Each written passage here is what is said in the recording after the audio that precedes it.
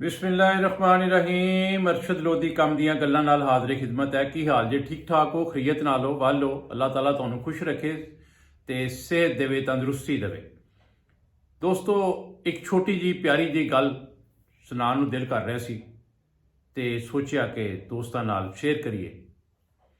ते गल इस तरह सी कि एक फैमिली सी जिहड़ी बड़े प्यार मुहब्बत ते खलूस दे नाल अपनी जिंदगी गुजार रहे सन।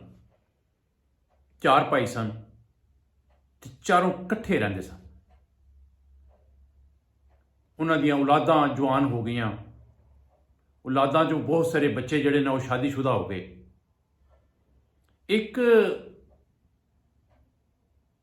बच्चा जवान होया तो उहदी शादी वास्ते रिश्ता देख रहे सन। जिस वेले वो रिश्ता देख रहे थे, बच्ची के जिहड़े माँ बाप सन उन्होंने रिश्ता देखा, आए उन्होंने बच्ची का रिश्ता देखा, एक दूजे को पसंद कर लिया। बच्ची की माँ कहन लगी अपनी धी नूं कि पुत्र बाकी सब कुछ तो ठीक है, लोग अच्छे ने, खांदे पींदे ने, सारे मामलात ठीक ने, शरीफ लोग ने, लेकिन एक प्रॉब्लम है उस घर दे विच। उन्हें क्या? माँ की? उन्हें क्या पुत्र, वो इन्नी 70-80 जियां की फैमिली है तो कट्ठे ही एक घर च रहिंदे ने ते देगां च खाना पकदा उन्होंने घर, तो यही बस प्रॉब्लम है। उन्हें क्या माँ यह कि गल है, यह तू कि गल की? उन्हें क्या क्यों पुत्र, ये तो बड़ी वड्डी गल है कि आपस च प्यार मुहब्बत नाल रह रहे हैं, खलूस नाल रह रहे हैं, तो कट्ठे ने। चार भरावां दी औलाद अजे तक कट्ठी है। उन्होंने बहुत सारे बच्चे जिहड़े ने वो व्याहे गए ने, धीआं व्याही गई, पुत्र व्याहे गए, तो उन्होंने वखरे होने का रिवाज नहीं।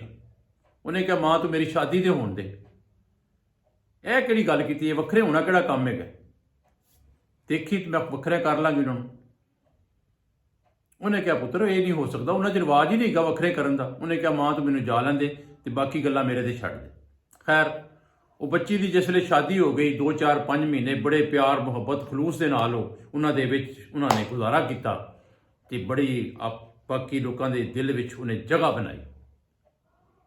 लेकिन अंदर खाते उहदे अंदर जिहड़ी एक अग लगी सी कि उन्हें वखरिया होना सी, वो तो चल रही सी। एक दिन सारी फैमिली इकट्ठियां बह के, उन्होंने रिवाज सी कि सारे इकट्ठे बह के खाना खाते सन। वो सारे इकट्ठे बैठे, टेबलों से खाना लगा, वो खाना खा रहे सन। तो बेगम साहबा जिहड़ी सन, वो जिहड़े नवीं दुल्हन सी, उन्हें अपने बंदे के कन दे विच कोई गल की। जिसले उन्हें गल की तो खाना फिर खाना शुरू हो गई। खाना खाते खाते फिर उन्हें जाके उस तरह अपने बंदे के कन चुक गल की, फिर खाना शुरू हो गई। फिर यही हरकत खाना खाद्या दौरान उन्हें 3 बार यह हरकत की तो सारे जिहड़े मैंबर सन खाण वाले, उन्होंने तवज्जो का मरकज़ बन गई कि यार ये अपने बंदे नाल किहड़ी गल करना चाह रही है, किहड़ी करदी पई है। खैर, उन्हें कहा खाना खाण तो बाद देखांगे। खाना खाण तो बाद उन्होंने जिहड़े वड्डे ताया जी सन, उन्हें उन्होंने बुलाया कि यार बह गल सुन। उन्हें कहा हाँ जी ताया जी दसो।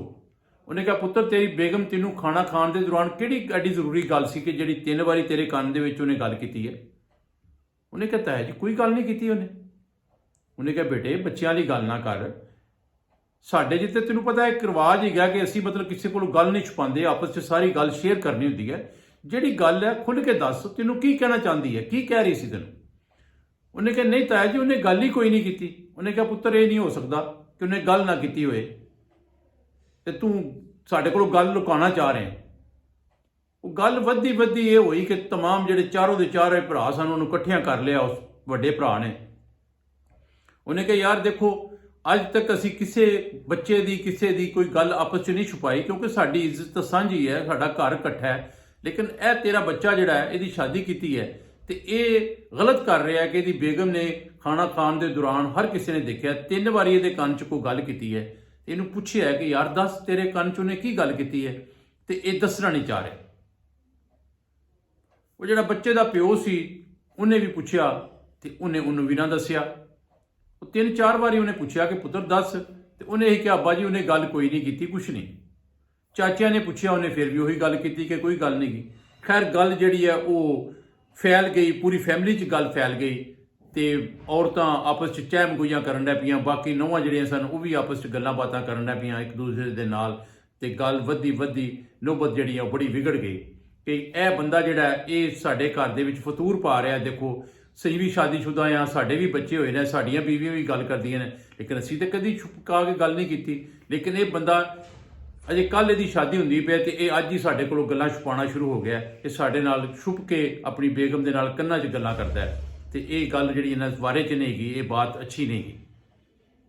ਖੈਰ ਜਿਸ ਵੇਲੇ ਬੜੀ ਤਹਿਕੀਕ ਹੋਣਾ ਸ਼ੁਰੂ ਕੀਤੀ ਤੇ ਮਾਂ ਨੇ ਪੁੱਤਰ ਨੂੰ ਪੁੱਛਿਆ ਕਿ ਪੁੱਤਰ ਦੱਸ ਕੀ ਮਸਲਾ ਹੈ। ਉਹਨੇ ਕਿਹਾ ਮਾਂ ਕੋਈ ਗੱਲ ਨਹੀਂ ਹੋਈ। ਉਹ ਆਪਣੀ ਜਗ੍ਹਾ ਤੇ ਸੱਚਾ ਸੀ, ਕਿਉਂਕਿ ਉਹਨੇ ਔਰਤ ਨੇ ਗੱਲ ਤੇ ਕੀਤੀ ਕੋਈ ਨਹੀਂ ਸੀ। ਉਹਨੇ ਕੰਨ ਦੇ ਵਿੱਚ ਇੰਜ ਕਰਕੇ ਬਸ ਇੱਕ ਉਹਨੇ ਬਹਾਨਾ ਬਣਾਉਣਾ ਸੀ, ਮੌਕਾ ਫਰਾਹਮ ਕਰਨਾ ਸੀ ਕਿ ਲੋਕਾਂ 'ਚ ਗਲਤਫਹਿਮੀ ਪੈਦਾ ਹੋਵੇ ਤੇ ਉਹਨੇ ਗਲਤਫਹਿਮੀ ਪੈਦਾ ਕਰ ਦਿੱਤੀ। ਤੇ ਉਸ ਗਲਤਫਹਿਮੀ ਦਾ ਨਤੀਜਾ ਇਹ ਨਿਕਲਿਆ ਕਿ ਉਹ ਸਾਰੀ ਫੈਮਿਲੀ ਵੱਖਰੇ ਵੱਖਰੇ ਹੋ ਗਏ। ਉਹਨਾਂ ਦੀਆਂ ਫੈਕਟਰੀਆਂ ਜਿਹੜੀਆਂ 2-3 ਸਨ ਇਕੱਠੀਆਂ ਸਨ, ਉਹ ਫੈਕਟਰੀਆਂ ਜਿਹੜਾ ਤਕਸੀਮ ਹੋ ਗਈਆਂ ਤੇ ਜਿਸ ਵੇਲੇ ਉਹ ਸਾਰਾ ਕੁਝ ਤਕਸੀਮ ਹੋਇਆ ਤੇ ਉਹ ਸਾਰੀ ਫੈਮਿਲੀ ਕਮਜ਼ੋਰ ਹੋ ਗਈ।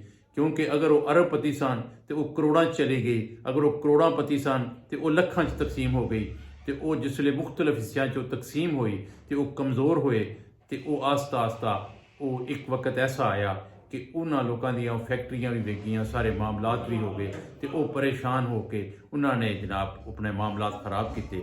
ਦੋਸਤੋ ਗੱਲ ਕਰਨ ਦਾ ਮੇਰਾ ਮਤਲਬ ਜਿਹੜਾ ਸੀ ਉਹ ਇਹ ਸੀ ਕਿ ਕਦੀ ਵੀ ਐਸੀ ਗਲਤਫਹਿਮੀ ਨਹੀਂ ਪੈਦਾ ਕਰਨੀ ਚਾਹੀਦੀ ਜਿਹਦੀ ਬਨਾਹ ਦੇ ਉੱਤੇ ਕੋਈ ਸ਼ੱਕੋ ਸ਼ੁਬਹਤ ਪੈਦਾ ਹੋਵੇ ਜਾਂ ਕੋਈ ਪ੍ਰੋਬਲਮ ਪੈਦਾ ਹੋਵੇ। ਅੱਲਾਹ ਤਾਲਾ ਤੁਹਾਨੂੰ ਸਾਰਿਆਂ ਨੂੰ ਇੱਕ ਦੂਜੇ ਨਾਲ ਪਿਆਰ ਮੁਹੱਬਤ ਦੀ ਕਰਨ ਦੀ ਤੌਫੀਕ ਤਾ ਫਰਮਾਏ। ਕੱਲ ਤੱਕ ਇਜਾਜ਼ਤ, ਅੱਲਾਹ हाफिज़। जनाब अली अस्सलाम, क्या हाल है? खैरियत हैं? ठीक ठाक है? बैठे जो अपने अंदर जाना है